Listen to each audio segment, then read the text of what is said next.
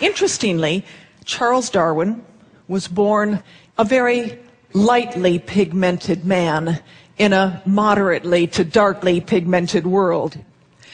Over the course of his life, Darwin had great privilege. He lived in a fairly wealthy home.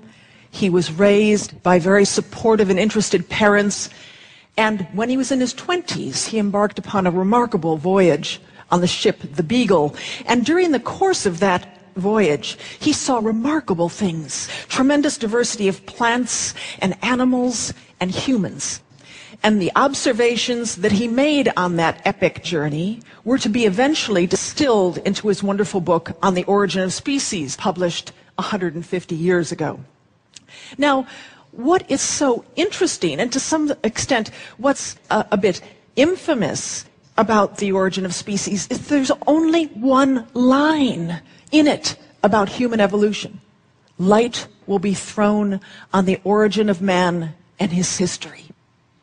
It wasn't until much later, that Darwin actually spoke and wrote about humans.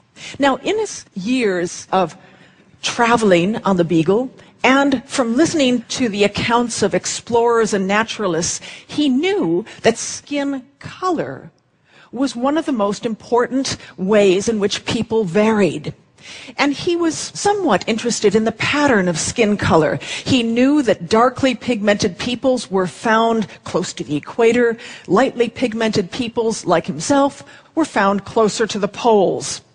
So what did he make of all this? Well, he didn't write anything about it in The Origin of Species.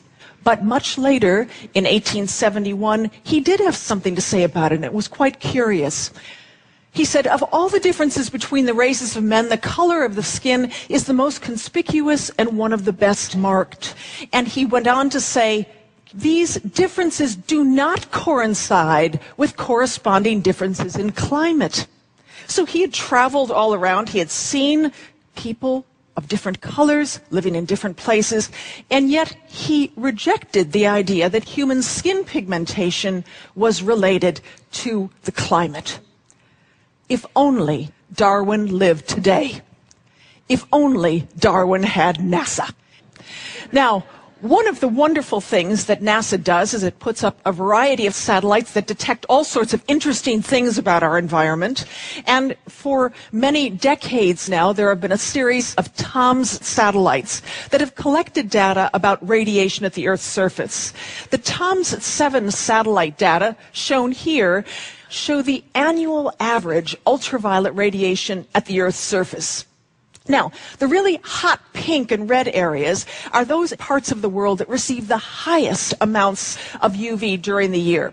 The incrementally cooler colors, blues, greens, yellows, and finally grays, indicate areas of much lower ultraviolet radiation. What's significant to the story of human skin pigmentation is just how much of the northern hemisphere is in these cool gray zones. This has tremendous implications for our understanding of the evolution of human skin pigmentation. And what Darwin could not appreciate, or didn't perhaps want to appreciate at the time, is that there was a fundamental relationship between the intensity of ultraviolet radiation and skin pigmentation, and that skin pigmentation itself was a product of evolution. And so when we look at a map of skin color and predicted skin color as we know it today, what we see is a beautiful gradient from the darkest skin pigmentations toward the equator and the lightest ones toward the poles. Now, what's very, very important here is that the earliest humans evolved in high UV environments in equatorial Africa. The earliest members of our lineage, the genus Homo, were darkly pigmented. And we all share this incredible heritage of having originally been darkly pigmented 2 million to 1.5 million years ago. Now, what happened in our history?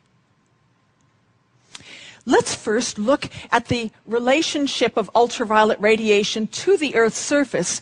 In those early days of our evolution, living at the equator, we were bombarded by high levels of ultraviolet radiation. The UVC, the most energetic type, was occluded by the Earth's atmosphere, but UVB and UVA especially came in unimpeded. UVB turns out to be incredibly important. It's very destructive, but it also catalyzes the production of vitamin D in the skin.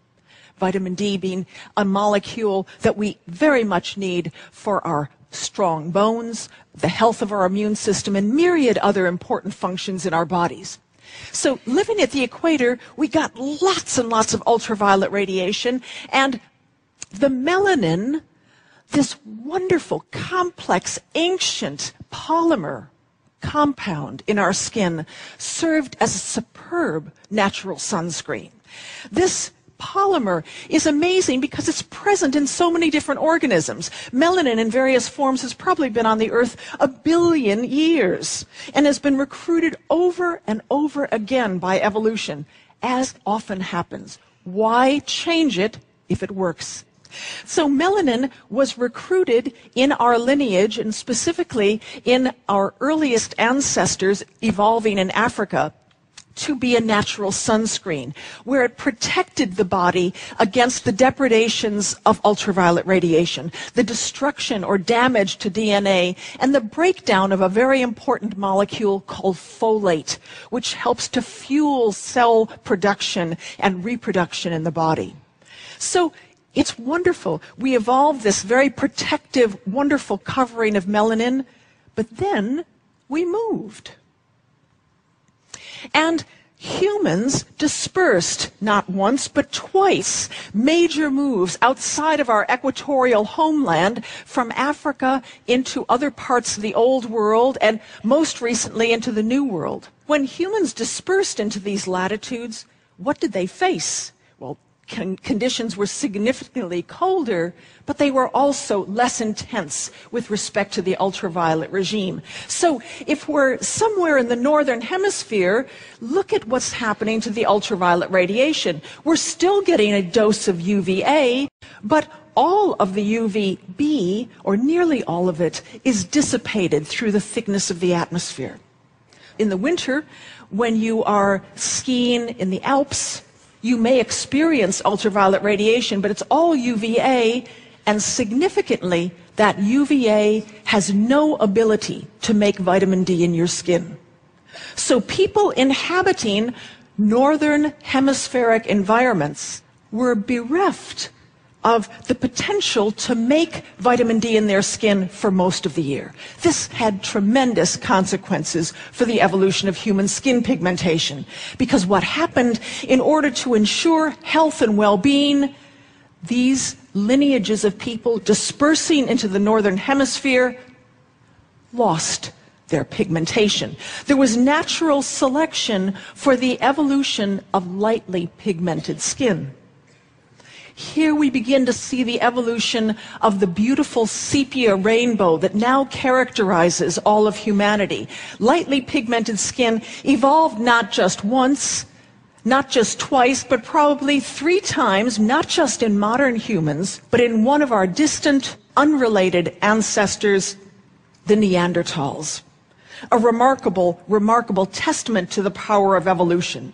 Humans have been on the move for a long time, and just in the last 5,000 years, at increasing rates over increasing distances, here are just some of the biggest movements of people, voluntary movements in the last 5,000 years. Look at some of the major latitudinal transgressions. People from high UV areas going to low UV and vice versa. And not all these moves were voluntary. Between 1520 and 1867, 12,500,000 people were moved from high UV to low UV areas in the transatlantic slave trade. Now, this had all sorts of invidious social consequences, but it also had deleterious health consequences to people. So what? We've been on the move. We're so clever, we can overcome all of these seeming biological impediments. Well, Often we're unaware of the fact that we're living in environments in which our skin is inherently poorly adapted. Some of us with lightly pigmented skin live in high UV areas. Some of us with darkly pigmented skin live in low UV areas. These have tremendous consequences for our health. We have to, if we're lightly pigmented, be careful about the problems of skin cancer and destruction of folate in our bodies by lots of sun. Epidemiologists and doctors have been very good about telling us about protecting our skin. What they haven't been so good about instructing people is the problem of darkly pigmented people living in high latitude areas or working inside all the time, because the problem there is just as severe, but it is more sinister, because vitamin D deficiency from a lack of ultraviolet B radiation is a major problem. Vitamin D deficiency creeps up on people and causes all sorts of health problems to their bones, to their gradual decay of their immune systems or loss of immune function, and probably some problems with their mood and health, their mental health. So we have in skin pigmentation one of these wonderful products of evolution that still has consequences for us today. And the social consequences, as we know, are incredibly profound. We live in a world where we have lightly and darkly pigmented people living next to one another, but often brought into proximity initially as a result of very invidious social interactions. So how can we overcome this? How can we begin to understand it? Evolution helps us. 200 years after Darwin's birthday, we have the first moderately pigmented president of the United States. How wonderful is that? This man is significant for a whole host of reasons, but we need to think about how he compares in terms of his pigmentation to other people on Earth. He, as one of many urban admixed populations, is very emblematic of a mixed parentage, mixed pigmentation, and he resembles very closely people with moderate levels of pigmentation who live in southern Africa or Southeast Asia. These people have a tremendous potential to tan, to develop more pigment in their skin as a result of exposure to sun. They also run the risk of vitamin D deficiency if they have desk jobs like that guy. So let's all wish for his great health and his awareness of his own skin pigmentation. Now, what is wonderful about the evolution of human skin pigmentation and the phenomenon of pigmentation is that it is the demonstration, the evidence of evolution by natural selection right on your body. When people ask you, what is the evidence for evolution? You don't have to think about some exotic examples or fossils. You just have to look at your skin. Darwin, I think, would have appreciated this, even though he eschewed the importance of climate on the evolution of pigmentation during his own life. I think were he able to look at the evidence we have today, he would understand it, he would appreciate it, and most of all, he would teach it. You can teach it, you can touch it, you can understand it. Take it out of this room. Take your skin color and celebrate it. Spread the word. You have the evolution of the history of our species, part of it written in your skin. Understand it, appreciate it, celebrate it, go out. Isn't it beautiful? Isn't it wonderful? You are the products of evolution. Thank you.